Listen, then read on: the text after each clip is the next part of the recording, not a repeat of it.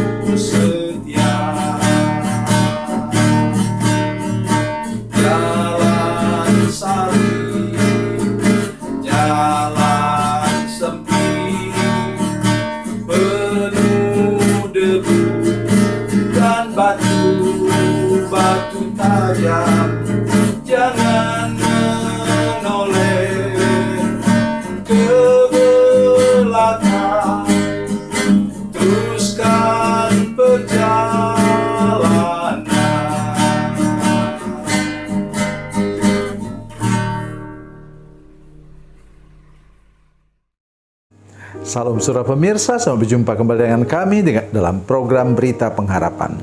Saudara pemirsa, saya ingin mengajak kita hari ini untuk berhati-hati, ya. Ini bukan menakut-nakuti, tapi ini bunyi firman Tuhan. Kalau ada hamba Tuhan yang sampaikan firman Tuhan, kalau ada hamba Tuhan yang bernubuat, mari kita aminkan saja. Kalau dia salah, dia tanggung jawab. Tetapi tugas kita ialah mengaminkannya dan percaya apa yang dikatakan hamba Tuhan itu akan terjadi. Mari kita berdoa sebelum kita lebih jauh mendengarkan firman Tuhan ini. Bapa, dalam nama Yesus, terima kasih untuk firman Tuhan yang ajaib dan luar biasa kami dengar sebentar. Beri kami hati yang menerima firman Tuhan, mengaminkan firman Tuhan dan percaya. Kalau kami percaya, firman Tuhan pasti terjadi. Terima kasih Tuhan. Terpujilah nama-Mu. Dalam nama Yesus kami berdoa. Haleluya. Amin. Saudara pemirsa, mari kita membaca Alkitab kita dari Perjanjian Lama. Perjanjian Lama, 2 Raja-Raja pasal 7. 2 Raja-Raja pasal 7 ayat 2. Demikian bunyi firman Tuhan. Tetapi perwira yang menjadi ajudan raja menjawab abdi Allah, katanya, sekalipun Tuhan membuat tingkap-tingkap di langit, masakan hal itu mungkin terjadi? Jawab abdi Allah, sesungguhnya engkau akan melihatnya dan dengan matamu sendiri, tapi tidak akan makan apa-apa daripadanya. Amin. Ketika itu, Yerusalem dikepung oleh orang Aram, tentara Aram. sehingga kemudian di dalam kota Yerusalem terjadi bala kelaparan karena orang tidak bisa keluar mencari makanan. Kemudian akhirnya raja pada waktu itu kemudian rendah hati, dia datang memanggil Nabi Elisa. Kemudian Nabi Elisa menubuatkan, dia katakan besok ini harga saya bacakan saja untuk kita, harga gandum. Lalu berkatalah Elisa, dengarlah firman Tuhan. Beginilah firman Tuhan, besok kira-kira waktu ini sesukat tepung yang terbaik akan berharga sesikal, dan 2 sukat jelai akan berharga sesikal di pintu gerbang Samaria. Amat sangat murah. Itulah yang didengar oleh ajudan raja, ya, perwira itu. Ya, kita tahu ajudan raja kemungkinan besar dia pangkatnya mungkin kolonel, ya, kalau sekarang. Saudara sekalian, dia bilang apa? Walaupun Tuhan buka tingkap-tingkap di langit, tidak mungkin itu terjadi. Apa dia buat apa? Menyangkal nubuatan dari hamba Tuhan yang diurapi. Nah, sesudah itu keluarlah beberapa orang kusta. Ini ceritanya begitu. Keluar beberapa orang kusta, kemudian mereka melihat, loh, sudah habis lari itu tentara Aram. Jadi mereka sudah kumpulkan semua perbekalan mereka bertumpuk di situ. Pada masa lalu biasanya kalau orang perang itu satu orang raja membawa sampai 20.000. Jadi perbekalan mereka semua bertumpuk di situ. Ya, kemudian makanlah itu orang kusta itu. Tapi kemudian ada yang bilang, hei, kita tidak boleh begini. Kita harus beritahu kepada mereka yang dalam kota, karena mereka masih takut. Kemudian sampailah berita itu kepada raja. Raja keluar memperhatikannya, tetapi dia juga ragu-ragu, jangan-jangan dijebakan. Kemudian raja menyuruh beberapa orang naik kereta kuda pergi menyusul orang Aram sampai ke Sungai Yordan. Itu ceritanya. Dan memang benar mereka sudah lari, katanya barang-barangnya berhamburan tertinggal di jalan dan lain-lain. Berarti ada yang bikin takut mereka. Itulah pekerjaan Tuhan. Saudara-saudara sekalian, apa yang terjadi kemudian benar-benar terjadi. Saudara bayangkan ayat 16 dari 2 Raja-Raja pasal 7 tadi, ayat 16 kemudian, maka keluarlah penduduk kota itu menjarah tempat perkemahan orang Aram. Karena itu sesukat tepung yang terbaik berharga sesikal, dan 2 sukat jelai berharga sesikal, sesuai dengan firman Tuhan, nubuatan dari Nabi Elisa. Nah, dengar ayat 17. Saya sedih mendengar ayat ini. Adapun raja telah menempatkan perwira yang menjadi ajudannya itu mengawasi pintu gerbang. Tetapi rakyat menginjak-injak dia di pintu gerbang, lalu ia mati sesuai dengan perkataan abdi Allah yang mengatakan pada waktu raja datang mendapatkan dia. Amin. Sedih, ya. Itu akibat apa? Akibat kalau kita melanggar nubuatan dari firman Tuhan. Oh, saudara-saudara sekalian, saya berkali-kali menemukan di mana ada orang yang satu kali seseorang di sebuah gereja, ya, kira-kira tahun awal 90-an lah. Kemudian dia bertengkar dengan pendetanya perempuan.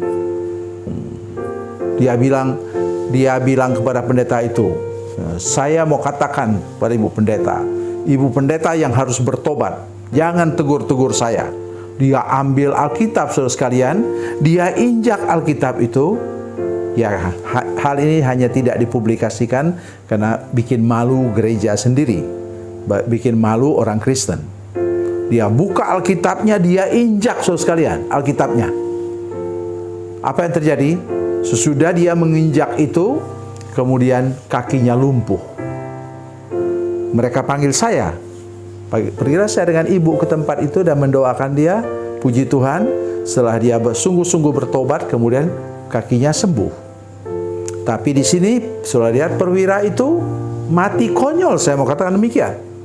Karena dia mengucapkan kata-kata yang menentang nubuatan dari hamba Tuhan yang diurapi. Oleh karena itu, ketika kita mendengar khotbah, ketika kita mendengar sesuatu disampaikan oleh hamba Tuhan yang bersifat nubuatan, katakan amin saja.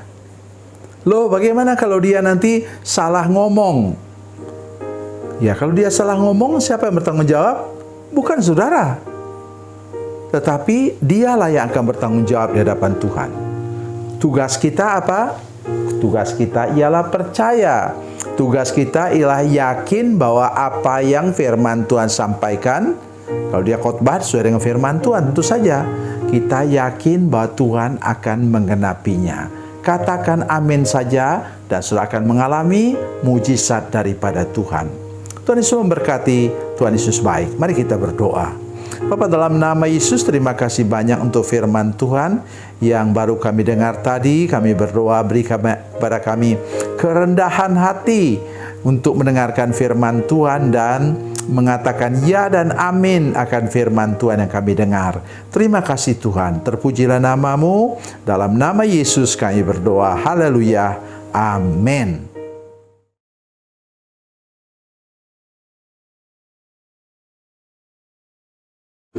Salam saudara pemirsa, mengakhiri program ini saya mohon kepada saudara-saudara pemirsa sekalian untuk bila saudara menyaksikan program ini melalui channel YouTube, maka tekan subscribe dan bunyikan lonceng. Dan bila saudara menyaksikan program ini melalui channel Facebook, maka tolong saudara-saudara sekalian tekan like dan juga komen. Dan demikian pula bila sudah menyaksikan program Makan Bergizi hari ini yang tertulis, maka tekan yang sama juga, tekan like dan tekan komen.